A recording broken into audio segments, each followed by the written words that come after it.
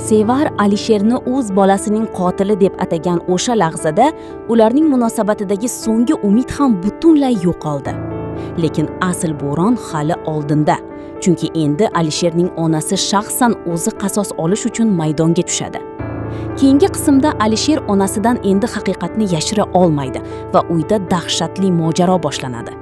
Boshqa tomondan esa shu paytgacha o'zini aybsiz deb bilgan qiz Alisherning onasi tahdidlaridan keyin qattiq qo'rquvga tushadi.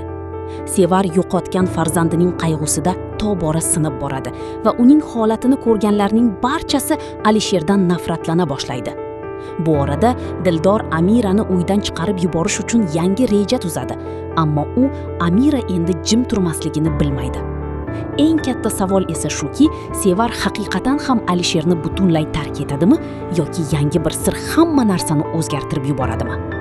Agar videomiz sizga yoqqan bo'lsa, like bosishni va kanalga obuna bo'lishni unutmang.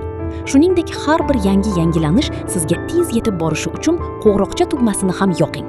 Barcha ushbu prediksiyalar bizning shaxsiy fikrlarimiz asosida tayyorlangan bo'lib, asl voqealar bundan farq qilishi mumkin.